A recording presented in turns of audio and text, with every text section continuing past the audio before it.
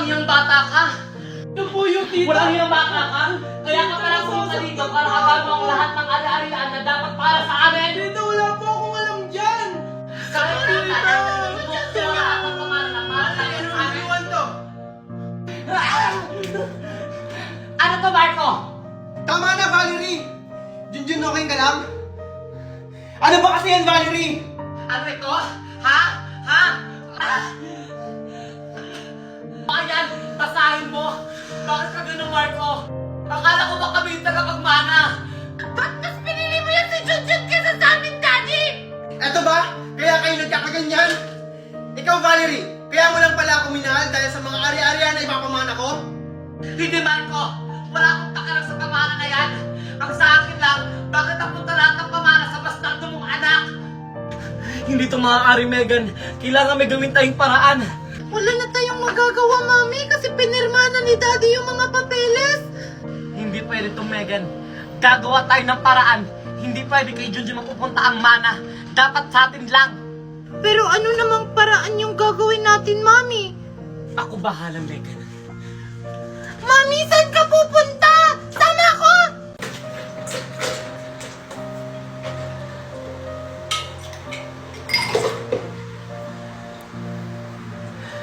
Junjun! Bakit po, tita? Halika nga dito. Sige po, tita. Ibigay mo to sa tata mo. Nandun siya sa labas. Sige po, tita. Anong tempo ka pa mo dyan? Ibigay mo sa tata mo. Sige po.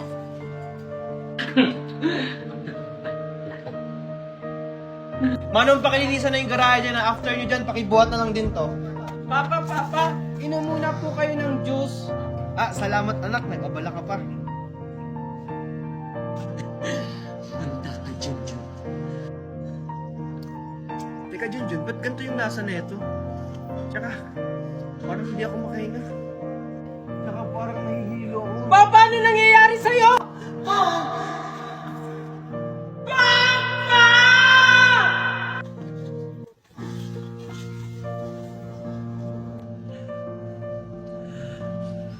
Marco! Papa, ano nangyayari Marco! Junjun, ano ginawa mo kay Marco? Hindi ko po alam. Bigla na lang po siyang nahilo nung uminom po siya ng juice. Sinasabi ko na nga ba, nilaso mo yung asawa ko. Hindi ko po yun magagawa kay Papa. Di ba po, kayo po yung nagbigay ng inumin para kay Papa? Oo, ako ang nagbigay sa'yo ng juice. Pero sigurado ako, ikaw ang naglagay ng lason para patayin mo yung asawa ko at nakuha mo ang kayamanan. Walang hiya kang bata ka. Tulang!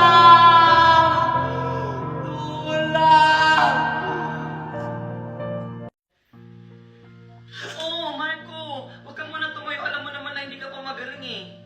Daddy, buti naman at gumaling ka na. Daddy, ba't ba kasi ikaw na hospital? Ano ba nangyari sa'yo? Alam mo ba kung bakit? Kagagawan to ni Junjun. Sinasabi ko na nga ba eh, may masamang balak talaga yung pulubi na yun sa pamilya natin. Papa, buti naman at gumaling na kayo. Walang iya ka talaga, Junjun! Tignan mo kung anong ginawa mo kay Daddy! Hayaan mo na yan, Megan. Pulis na lang ang bahala sa kanya. Wala naman po akong kasalanan. Sino po kayo? Ikaw ba si Junjun? Ayan si Junjun! Ulihin niyo yan! Halika dito. Sumama ka sa amin. Yan ang nababagay sa'yo.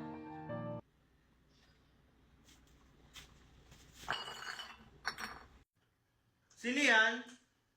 Tama-tama mo naman! Pag tayo ang kita ni Sir Marco dito, lintik ka sa akin. Oo na, huwag ka na maingay. Sige na, pumasok ka na.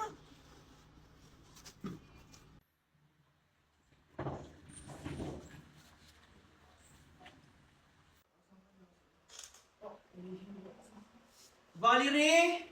Valerie! Sige, tulak mo na. Dito mo, pumis ka na nga.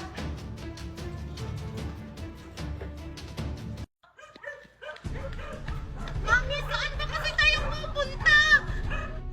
na rin ang daddy mo.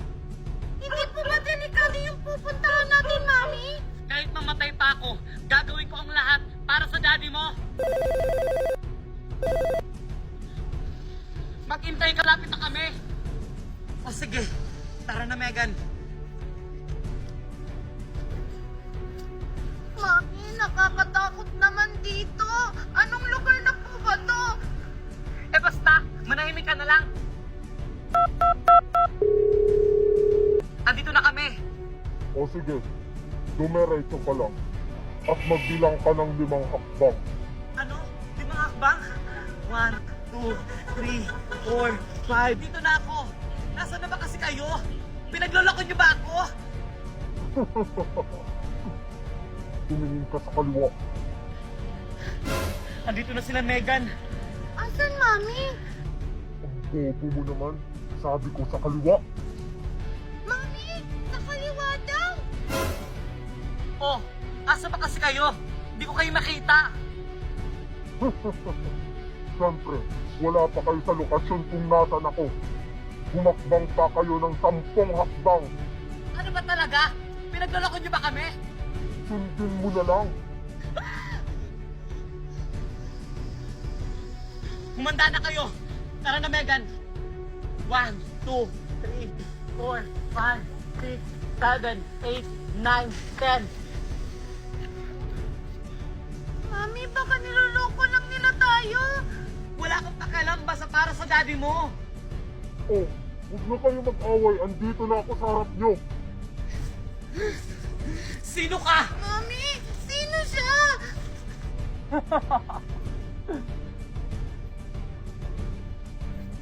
Ano, Tita Valerie?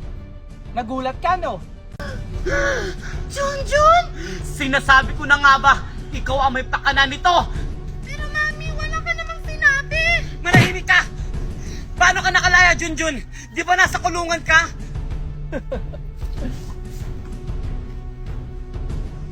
Walang hiya kayong dalawa. Pinagkatiwalaan ko pa naman kayo, mga traidor! Tita Valerie, nagpaplano ka pa lang, nakapagplano na ako. Sir, salamat sa tulong niyo. Walang anuman yan, Junjun. Nandito kami para tulungan ka. Basta nasa tama, tutulungan ka namin. O tara na. Mga walang hiya kayo! Nasaan ang asawa ko? Ilabas niyo si Daddy!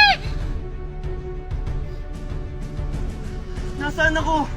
Valerie? Megan? Junjun? Nasaan kayo? Daddy?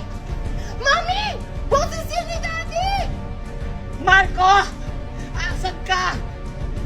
Junjun! Ilabas mo ang asawa ko! Hindi ko ibibigay si Papa sa'yo dahil masama kang babae! Hindi masamang babae yung mami ko! Sadyungalan niyo si Daddy! Alam mo, Junjun, ikaw yung masama kasi kinidnap mo si Daddy! Manahimik ka, Megan, kasi wala kang alam. Alam mo ba na may kabit ang mami mo? Mami! Totoo po ba yun? O di ba wala kang alam, Megan?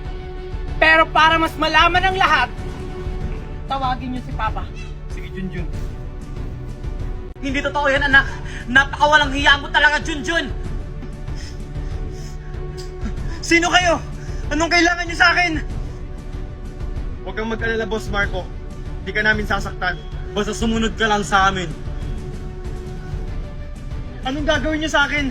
Saan niyo ako dadalhin? Basta sumunod ka lang sa amin.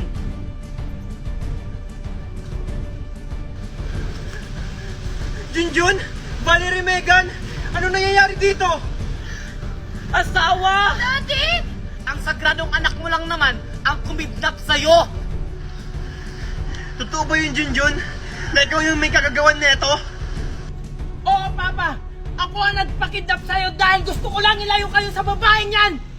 Alam niyo ba, Papa, habang nagsasama kayo ni Tita Valerie, may iba siyang lalaki! At isa pa, siya din ang may dahilan kung bakit kayo na ospital! Nilason ka niya, Papa! Hindi totoo yan, Marco! Dahil sinungaling siya! Dahil alam mo naman na magaling siya gumawa ng kwento dahil isa siyang pulube! Bitawan niyo ako! Hindi ko na alam kung sino yung paniniwalaan ko sa inyo! Ako, Papa! Ako, paniwalaan mo! Dahil ako ang asawa mo! Ako, Papa, dahil may ebidensya ako! Sir Marco, ako yung magpapatunay na nilason kayo ni Valerie. Kasi andun ako nung oras na yon.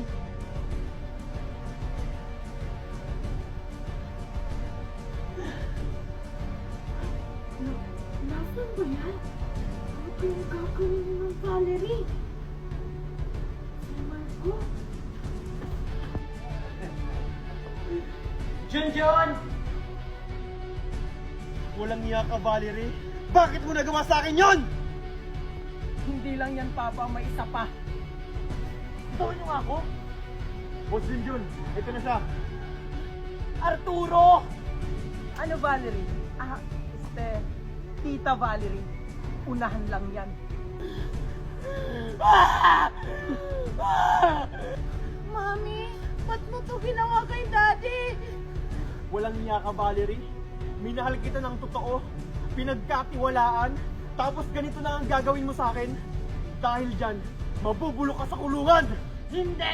Hindi ako makukulong! Nakikita mo ba ito, Ma? Tandaan mo, nasa akin pa rin lahat ng mga papel ng mga ari-arian mo. Tumakas sila! Habulin niyo sila! Tumakas sila! Habulin niyo sila! Sige, boss. Anak Junjun, maraming salamat sa'yo. Nang dahil sa'yo, nalaman ko lahat ng sikreto ni Valerie.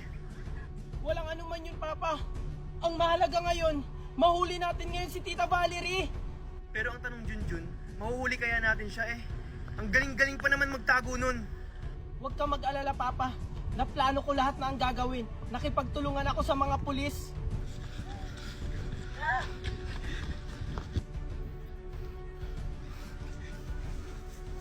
Asa na kaya si Arturo?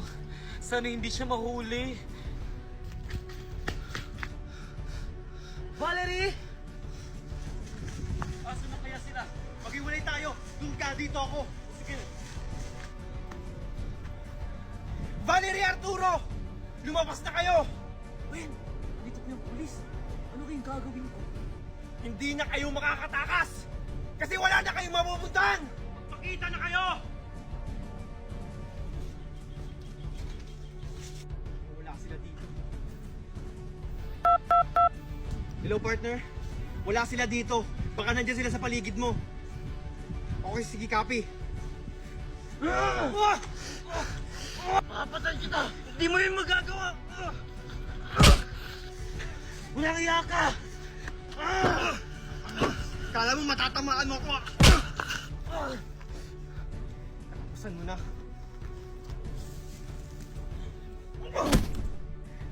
Sabi ko naman sa'yo, hindi mo ako kaya eh.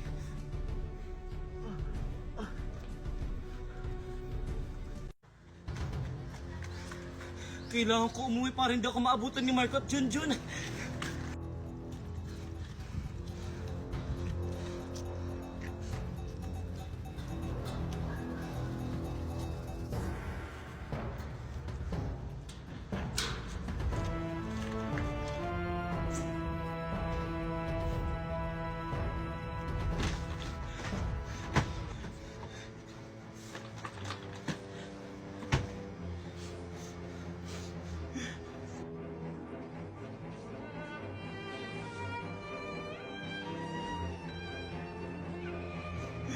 Sorry, anak. Babalikan kita kapag okay ng lahat.